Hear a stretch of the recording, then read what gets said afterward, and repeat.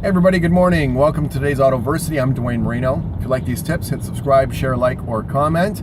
And today's tip is inspired by a gentleman who put a comment on my Facebook page a week or two ago and said, "Hey Dwayne, it's been 15 years. You're still looking good, still full of energy and mojo, loving what you're doing. How do you do it? How do you keep up your motivation?" Well, you might want to Google a few terms, and those terms are eustress, stress, and distress. And then we'll talk about something called disease or dis-ease. Now, I do truly believe anything in life that's worth having is worth studying. You may start studying these terms and understanding them because they really affect your destiny in a lot of ways. So let's go through these. I'm very fortunate that my work puts me under continual eustress. That's EU stress. And eustress is a euphoria. It releases endorphins.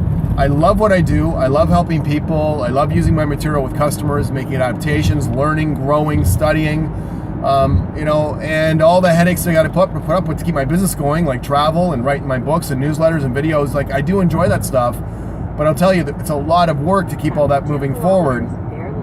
Always, though, I keep my eyes on the prize, and that is the eustress or the endorphins I'm going to get from helping people. So still years later, I still love what I do, thank goodness. And I've got a lot of stuff going on in my life outside of work, as I'm sure you do. But you need to Google and research that term eustress and find out what causes this endorphin release. And in your personal or professional life, try to make that happen more often. And we're trying to move towards eustress. What we're trying to avoid is distress. Distress is a releasing of cortisol. Cortisol is a stress hormone. When you're pushing yourself all the time, you're probably releasing cortisol because it's like a burnout effect. You feel like you've got to keep pushing yourself. When you feel pulled towards what you're doing, I really do feel pulled towards going to work and helping people and doing the stuff that I do in most of my personal life and so on. Being pulled is a eustress. It's a rush. It's a high. So we want to avoid distress for many reasons. Distress will prematurely age you, as that cortisol hormone cortisol messes up all your other hormones. It's brutal for your immune system. It burns you out, it wears you out. So maybe research cortisol, distress, research, endorphins, eustress, and really understand the differences between the two and how those two are caused and what you can do to move away from distress and move towards eustress.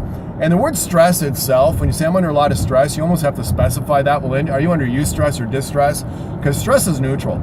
I'm around a lot of high-rise buildings here today, and high-rise buildings are held together by stress. It has an equal amount of vertical and horizontal stress. Without that stress, the building falls apart. So you really need to be under a little bit of stress all the time just to keep yourself moving forward. But the type of stress you're under is important to understand the differences. Now, as far as being at dis-ease. When you're at dis-ease, your chance of disease goes up, and dis-ease and distress are very much connected. So here's just some thought starters today. I would maybe do a little, again, research or reading on that. Anything worth having is worth studying. I think your health and wealth and happiness is worth having. You might want to read about that today. But I hope you enjoyed this tip. Great selling. Create yourself a great day. It is an absolutely gorgeous morning here this morning in the GTA. On my way to a seminar. I hope you take care, and we'll talk to you soon.